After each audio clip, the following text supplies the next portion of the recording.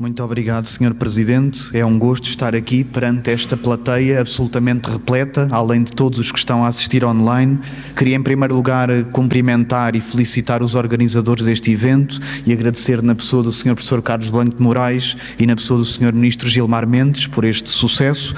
Queria cumprimentar também todos os membros deste painel. É um prazer estar aqui no painel presidido pelo Sr. Presidente do Tribunal Constitucional e com os restantes colegas. E o que vamos abordar aqui, como foi referido há pouco, em intervenções anteriores, nós estamos bem conscientes do momento crucial que estamos a atravessar e que torna tão adequado o tema que foi escolhido para este painel de encerramento do Congresso. Foram falados aqui de exemplos de crise da democracia e das liberdades fundamentais na Europa, nos Estados Unidos, na América Latina. E podemos também dizer que a crise pandémica e a dificuldade que os Estados tiveram para responder a ela também ilustram o perigo, a crise em que foram colocadas as liberdades fundamentais. Essas lições do passado recente mostram que há uma tendência perigosa de muitos setores sociais e até de decisores políticos para desvalorizar a gravidade da ofensa de normas constitucionais, incluindo normas que protegem bens fundamentais, direitos estruturantes do sistema constitucional, como é o direito fundamental de liberdade. Obviamente podem existir, em situações de crise, cenários que justificam a afetação desses direitos fundamentais. Por exemplo, na crise pandémica, nenhum de nós discutiria que os Estados tinham de estar equipados para proteger a saúde pública e tinham de tomar medidas restritivas desses bens fundamentais. Longe de nós discutir aqui que ocorreu uma tragédia ou entrar num negacionismo da tragédia que afetou os nossos países e que tirou tantas vidas. Portanto, esses motivos para a afetação de direitos fundamentais certamente existiram. Os Estados tinham de reagir a eles. A pergunta é, como é que deveriam reagir? Teriam de fazê-lo sempre dentro do enquadramento constitucional, da Constituição própria de um Estado de Direito. Porquê? Porque usar uma situação de crise para apagar as normas constitucionais, isso pode ser tentador numa situação de desespero. Quando nós vemos a saúde pública em geral a ser afetada, pode ser tentador esquecer as normas constitucionais. Mas esse é o favor mais perigoso que pode ser feito aos inimigos da liberdade. Porque quando abrimos o precedente, os inimigos da Constituição, os inimigos da liberdade, aproveitam esse precedente e na próxima ocasião podem usar qualquer outro motivo que tradicionalmente é usado. A segurança coletiva, o bem comum, qualquer outra coisa que seja usada como pretexto para destruir a liberdade. Portanto, em suma, apagar as garantias constitucionais é o favor mais perigoso que nós fazemos aos inimigos da Constituição e do Estado de Direito.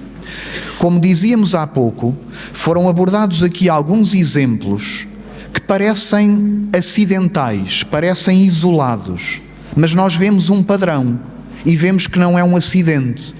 Foram dados os casos dos Estados Unidos, do Brasil, do Chile. Isso é um padrão, já não é um acidente. O mesmo aconteceu com a reação à pandemia entre 2020 e 2022. Vamos apenas dar aqui um exemplo. Foi dado de outros países, vamos dar o exemplo do caso português. O caso português é exemplar porque na aprovação da nossa Constituição, os deputados da Assembleia Constituinte estavam verdadeiramente traumatizados por uma ditadura anterior que acabou com a liberdade em Portugal. E por isso, a Constituição incluiu normas extremamente cautelosas para dar um grau mais elevado de proteção ao direito fundamental de liberdade. Como é que fez isso? Em vez de fazer apenas uma previsão genérica de um direito em forma de princípio, como normalmente acontece, como sabemos, em qualquer direito fundamental, o direito é enunciado de uma forma muito ampla, genérica, e o princípio depois é ponderado e restringido com outros. Mas no caso português não foi assim. A Constituição começou por dizer: Todos têm direito à liberdade. E essa afirmação inicial é muito genérica, é um princípio que naturalmente é suscetível de restrição, de ponderação com outros direitos fundamentais. Se a Constituição só dissesse isto, todos têm direito à liberdade, seria fácil ao legislador ou ao Poder Executivo invocar qualquer outro bem coletivo para restringir a liberdade, a segurança coletiva, a saúde pública, qualquer outro. Mas a Constituição, cuidando das lições do passado, a seguir acrescentou mais uma frase, depois de dizer todos têm direito à liberdade. E ela escreveu isto: ninguém pode ser total ou parcialmente privado da liberdade, exceto nestes casos. E coloca um elenco de exceções. Quando diz ninguém pode ser privado da liberdade, isto já não é um princípio genérico, indeterminado. É uma regra que se aplica em lógica de tudo ou nada. Eu encontro algumas exceções, sim. As exceções que a Constituição prevê, por exemplo, para tirar a liberdade a alguém que está preso e cometeu um crime, como é óbvio. Entre outras exceções. Mas são apenas aquelas, não outras.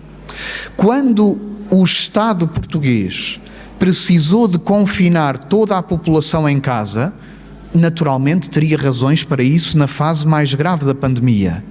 O que é que teve de fazer? Teve de declarar o estado de emergência, porque numa normalidade constitucional eu não posso colocar toda a gente em casa se a Constituição diz que ninguém pode ser privado da liberdade.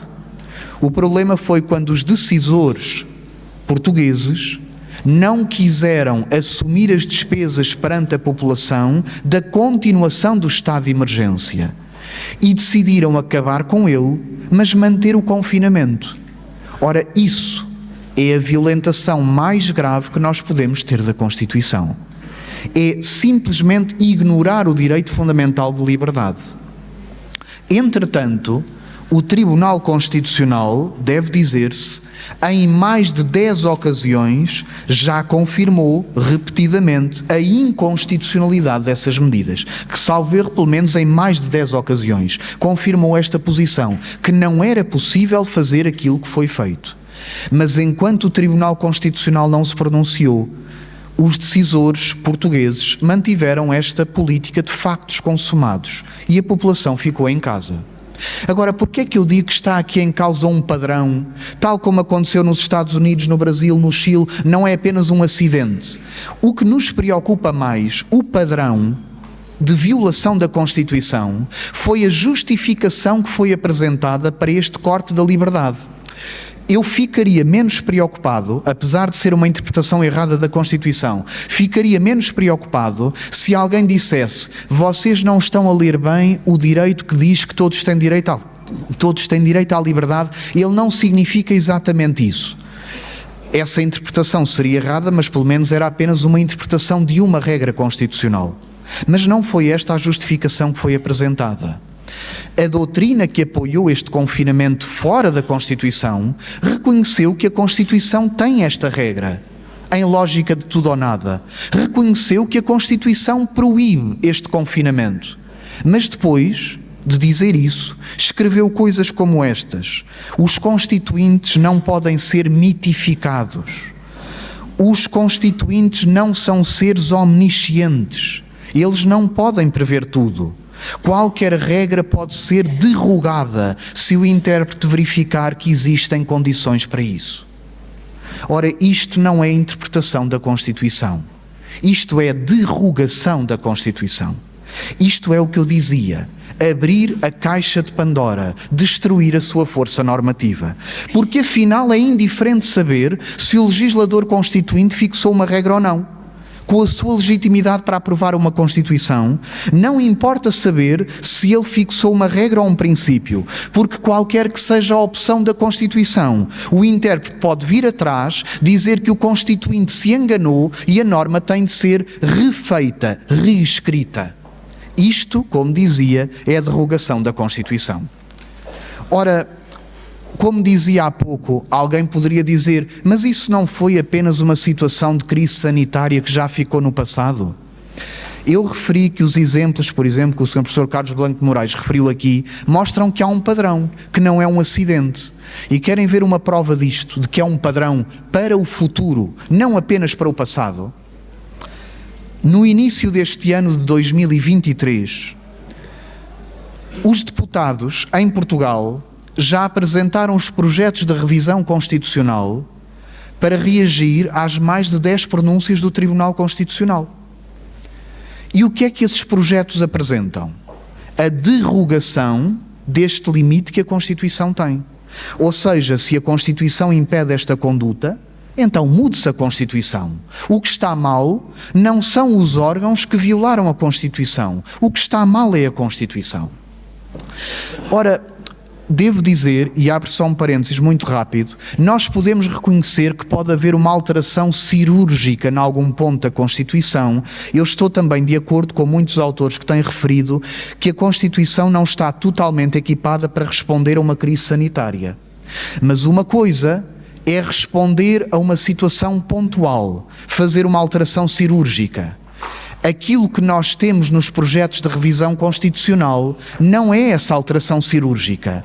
Basta dar o exemplo dos projetos maioritários de revisão da Constituição. Não é um projeto de uma força minoritária, são os projetos maioritários.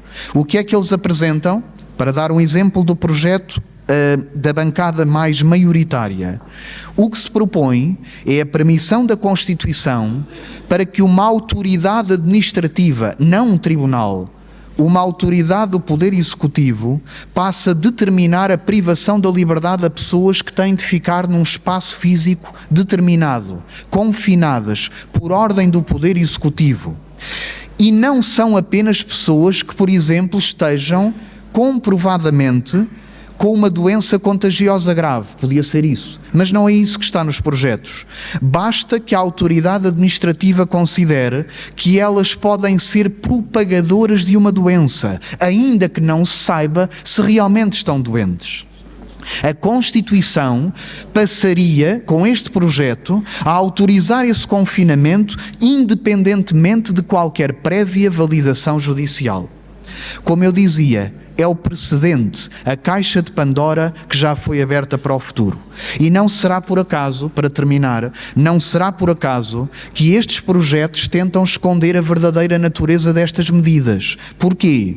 Porque em vez de falar abertamente de uma restrição da liberdade, usam eufemismos muito perigosos. Por exemplo, o projeto maioritário diz que a pessoa vai ficar separada das outras. A Constituição não autoriza apenas o confinamento, autoriza apenas a separação de pessoas. Diz que a pessoa vai ser separada das outras, por ordem do Poder Executivo. À luz da tradição de 50 anos da ditadura que ocorreu em Portugal durante o século XX, este eufemismo causa preocupação a qualquer leitor. Portanto, em conclusão, a diluição da força normativa da Constituição não é um caso isolado, não é um acidente, é um padrão relativamente ao qual todos os constitucionalistas têm de estar alertas. Muito obrigado.